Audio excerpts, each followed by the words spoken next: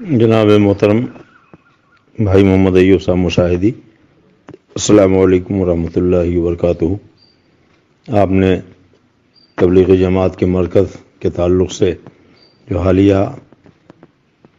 گرفتاریاں ہوئی ہیں، کچھ باتیں دریافت فرمائیں۔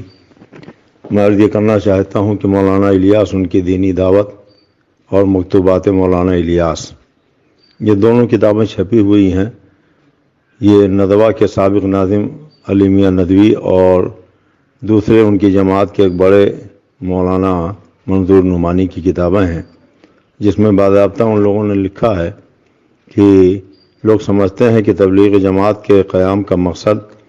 کلمہ اور نماز کی تبلیغ کرنا ہے۔ میں قسم بخدا کی کہتا ہوں کہ اس تبلیغی جماعت کے قیام کا مقصد کلمہ اور نماز کی تبلیغ نہیں، ایک نئی قوم پیدا کرنا ہے۔ دوسری جگہ انہوں نے کہا کہ مولانا اشرف علی تھانوی نے دین کا بہت بڑا کام کیا ہے، اس لیے میں چاہتا ہوں کہ ان کے پیغامات کو عام کیا جائے، طریقہ تبلیغ میرا ہو۔ اور چونکہ اشرف علی تھانوی نے اپنی کتاب حفظ الایمان میں حضور سید عالم صلی اللہ علیہ وسلم کے علم پاک کو معاذ اللہ 100,000 بار معاذ اللہ بچے، کتے، پاگل، سور کے علم سے تشبیہ دی، اس لیے علماء حرمین طیبین نے انہیں کافر و مرتد قرار دیا۔ حضور سیدی سرکار اعلی حضرت امام اہل سنت مجدد دین و ملت فاضل بریلوی رضی اللہ تعالیٰ عنہ نے حرمین شریفین کے علماء سے فتاوی حاصل کیا، اور حضور شیر بیش سنت مظہر اعلی حضرت نے ہند سندھ کے سینکڑوں علماء کرام سے فتاوی حاصل کیا، اور سب نے یہ لکھا کہ من شک فی کفر ہی و عذاب ہی فقط کفر، جو ان کے کافر ہونے میں، عذاب والا ہونے میں شک کرے وہ بھی کافر ہے۔ موجودہ دور کے تبلیغی جماعت کے لوگ انہی مولویوں کے عقیدے کے پیروکار ہیں، اس لیے سنی بریلوی علماء اہل سنت کا ان سے کوئی رابطہ نہیں ہے۔ اور ابھی جن لوگوں کو گرفتار کیا گیا تبلیغی جماعت کے مرکز سے، ان میں کئی ممالک کے لوگ تھے، اور ظاہر ہے کہ جن ممالک کے وہ نمائندے ہندوستان آئے، ان کے ممالک میں کئی مہینہ پہلے ہی سے یہ کورونا وائرس پھیل چکا تھا، اور جب یہ بیماری ان کے ممالک میں پھیلی ہوئی تھی تو انہوں کو ہندوستان آنا ہی نہیں چاہیے تھا، اور تبلیغی جماعت کے مرکز کے بانیوں کو انہیں اپنے ملک میں آنے نہیں دینا چاہیے۔ کچھ لوگ یہ کہتے ہیں کہ لاک ڈاؤن کی وجہ سے وہ لوگ پھنس گئے اور یہاں سے اپنے ملک نہیں جا سکے، لیکن ظاہر ہے کہ جب مہینوں پہلے یہ بیماری چین میں، سعودیہ میں اور دوسرے ممالک میں پھیل چکی تھی، جہاں جہاں سے وہ آئے ان کے ممالک میں بھی یہ بیماریاں تھیں، تو ایسے ماحول میں ان کو اپنے ممالک سے نکل کر ہندوستان آنا ہی نہیں چاہیے تھا، اور نہ ہندوستان میں تبلیغی جماعت کے مرکز کے لوگوں کو انہیں بلانا چاہیے تھا،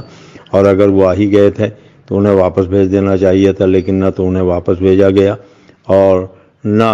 ہی حکومت کو اس کی اطلاع دی گئی۔ اب جب بہت سے لوگ بیمار ہو گئے تب اس کے بعد حکومت کو اطلاع دی گئی، اور سوشل میڈیا پر جو خبریں عام ہو رہی ہیں اس میں حضرت سیدنا سرکار محبوب الہی نظام الدین اولیاء رضی اللہ تعالیٰ عنہ کا نام لیا جا رہا ہے، اور سرکار محبوب الہی کے آستانے کا بھی فوٹو دیا جاتا ہے، جبکہ یہ پوری دنیا جانتی ہے کہ تبلیغی جماعت والوں کا کوئی تعلق نہ تو حضرت سیدنا سرکار خواجہ غریب نواز اجمیری سے ہے، نہ ہی حضرت سیدنا قطب الدین بختیار کاکی سے ہے، نہ حضرت سیدنا بابا فرید الدین گنج شکر سے ہے، نہ ہی حضرت محبوب الملت والدین سیدنا نظام الدین اولیاء سے ہے۔ علماء اہل سنت نے ہمیشہ ان کی مخالفت کی ہے، اور یہ لوگ تو درگاہوں پر جانے والوں کو قبر پجوا، مشرک اور بدعتی نہ جانے کیا کیا کہتے رہتے ہیں، اور یہ لوگ ہمیشہ سنی مسلمانوں کی مخالفت کرتے رہتے ہیں۔ یہی وجہ ہے کہ علماء اہل سنت نے بالخصوص سیدی سرکار اعلی حضرت امام اہل سنت مجدد دین و ملت فاضل بریلوی رضی اللہ تعالیٰ عنہ نے، حضور مفتی اعظم نے، اور دوسرے علماء اہل سنت نے، اور بالخصوص میرے پیر و مرشد حضور سیدی سرکار شیر بیش سنت نے، حضور سیدنا سرکار تاج الشریعہ نے ان سے دور رہنے کا اور ان سے میل جول کے بارے میں سختی کے ساتھ ممانعت فرمائی ہے۔ اس لیے اگر نیوز والے ان تبلیغی جماعت والوں کے تعلق سے خبریں نشر کرتے ہوئے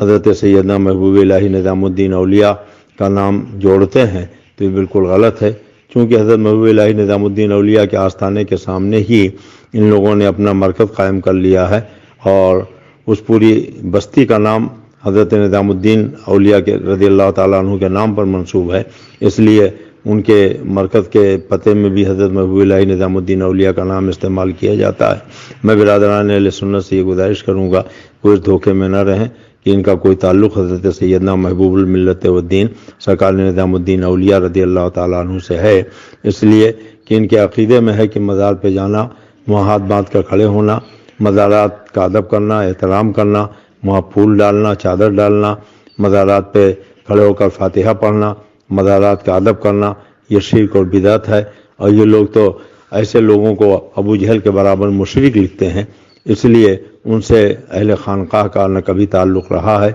न आज है और न इंशाअल्लाह जब तक ये लोग तौबा न कर लेंगे अहले खानकाह का इनसे कोई ताल्लुक़ नहीं रहेगा। अल्लाह तबारक तआला अपने प्यारे हबीब सैयद आलम के सदक़े तुफ़ैल में पूरी दुनिया को, बिलख़ुसूस हमारे मुल्क और हिंदुस्तान को इस भयानक वबा से महफूज मामून रखे। और कोरोना वायरस के नाम से जो बीमारी फैली है, अल्लाह तबारक तआला उसको अपने प्यारे हबीब